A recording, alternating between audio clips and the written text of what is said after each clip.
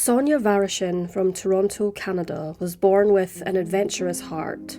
Animated and vivacious, Sonia was always on the move, and that was something that she just seemed to be born with.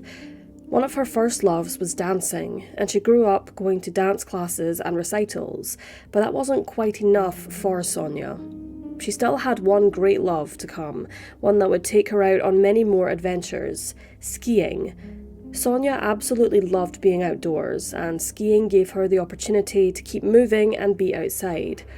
Her mother, Michelle, once said that Sonia would ski 365 days a year if she could. And so, with dancing and skiing, Sonia had two greatest passions in life. But almost a bit surprisingly, when it came down to figuring out what Sonia wanted to do for a living, she didn't actually end up picking either of them for a career.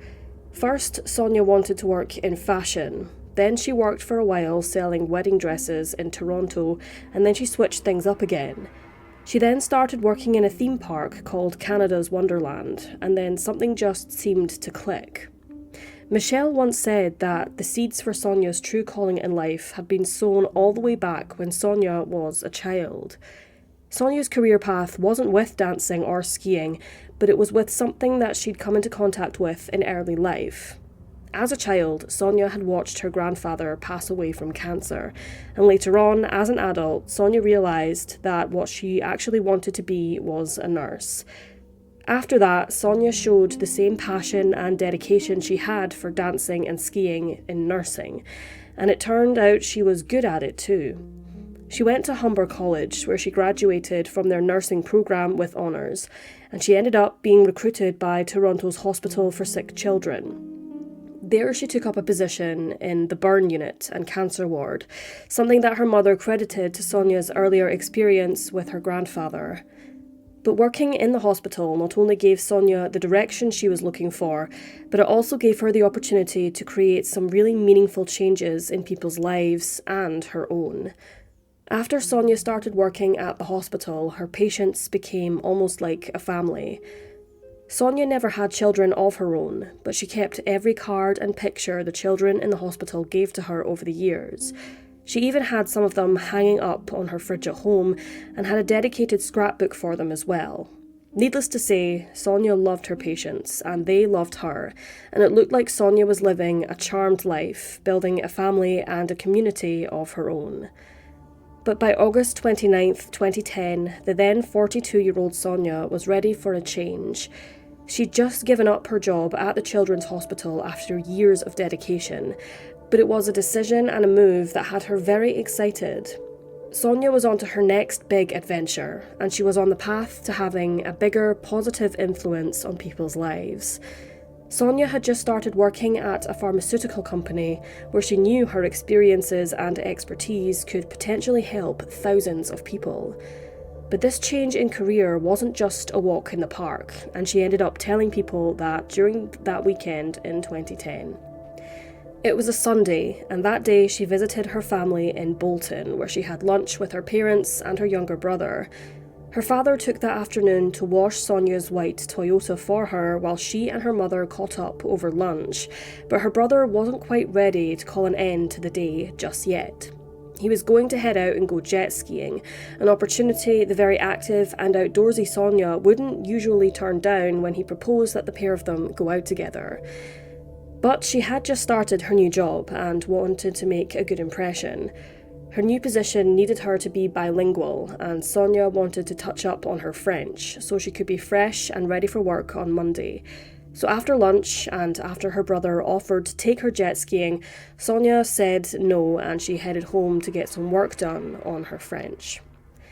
That evening, she also met up with her on-again, off-again boyfriend, an Englishman with a secret or two up his sleeve. According to some reports, Sonia hadn't known the man she was with had had a wife and children back home in England. According to others, Sonia and her family had all known that he was separating from his wife, but by August that year, it looked like the deal had been sealed. Instead of staying with Sonia, Sonia's boyfriend had decided to move back to England and was actually in the process of selling all of his possessions when he popped over to Sonia that evening. According to his statement, he and Sonia had actually talked through some of the difficulties that he'd been facing while trying to get rid of the things he couldn't take with him back to England, and she had been a shoulder for him to cry on, or rant to, more like it. But it's not exactly clear what Sonia thought about him or how his circumstances affected the relationship between them. Michelle said that Sonia had seemed happy over lunch, but did that mean that Sonia had been putting on a brave face for her family, or was there something else going on? A common theory is that it's entirely possible that Sonia had seen the writing on the wall a long time before her Englishman had even broken the news to her about him deciding to go home. Evidence shows that Sonia had already been meeting and dating other men through the website Plenty of Fish, so maybe she was more over her relationship with the Englishman and his turbulent circumstances than other people had realised. According to his statement, Sonia heard out her boyfriend's troubles that night, and then he went home to get back to packing up his things. And perhaps that is the truth, but whatever happened that evening, people grew concerned when Sonia didn't show up for work the following morning. As previously stated, she was still new to the job, and her colleagues didn't know her that well. They couldn't have known that it was out of character for her to not show up or to not call in when she was sick, but they tried to contact her anyway. They ended up letting things be when they couldn't reach her, but that all changed when a blood-soaked car was spotted parked behind a local business in Orangeville, Toronto. The car was a white Toyota, the same white Toyota that Sonia's father had washed only the day before. The amount of blood found in the car was immediately alarming, but so was the state of Sonia's townhouse. Investigators had gone straight there after finding Sonia's car and tracing the registration back to her address, but they didn't find anything that soothed their fears at the scene. Her home showed clear signs of a struggle, with her personal items in disarray and blood over multiple surfaces. Bedsheets and her duvet were missing from her bedroom, and if the amount of blood found in her car was any indication, the investigators believed they knew what had happened to her. The evidence showed that someone had attacked Sonia in her own home. The investigators had her car and they had the crime scene, but what they didn't have was Sonia herself. Forensic evidence suggested that she'd been murdered before her body had been wrapped up in her bedsheets and stashed in her car. Her killer had then most likely dumped her body somewhere before abandoning her car in the city. The place the car had been parked in turned out to also be a clue to the killer's identity and of itself. It was a well-known parking spot to locals and was hidden down an alleyway, which suggested more than a few things to the investigators. Aside from pointing out the finger towards one of the local Orangeville residents, the parking spot also suggested that her killer had put some thought into the crime, and it hadn't just been a spur-of-the-moment attack. Leaving Sonia's car in the middle of nowhere, like out in a field or on a country road, would have made it easier to find, especially once people had realised that Sonia was missing. It would have only been a few hours, a day at most, before someone had gone to her home and discovered the crime scene, which meant that a full-blown investigation wouldn't be far behind. Sonia's killer had probably tried to cover their tracks, or at least slow down the investigation by hiding her car and any evidence within it, in a place where people would expect a car to be parked. What they were essentially doing was hiding it in plain sight. This attempt at covering their tracks could have potentially paid off for the killer, but fortunately for the investigation, a witness spotted the car and the visible blood inside it and called the discovery into police the very same morning that Sonia didn't show up to work. It turned out that it was actually the car that had tipped the scales and opened the investigation into what happened to Sonia, giving them a head start on tracking down the killer. But what the car again didn't do was actually help find Sonia. To do that, teams of local investigators had to scour the city and surrounding countryside, and 4 days later they found her, and their theories were unfortunately confirmed. Sonia was found in a ditch in a wooded area near Beech Grove Side Road, about 13 kilometres from her townhouse. Her remains confirmed investigators' suspicions that she had been murdered, but that's about all the authorities had said on the details of her death. An official cause of death has never been released, not even to Sonia's family, but the investigators confirmed that they'd retrieved samples of her killer's DNA from the crime scenes and her body. From the get-go, it looked like it would only be a matter of time before the murderer was tracked down and justice was served. But almost unbelievably, a year later, and the authorities were still looking. 5 years later, they were still looking. Then 10, then 12, and then 13 years.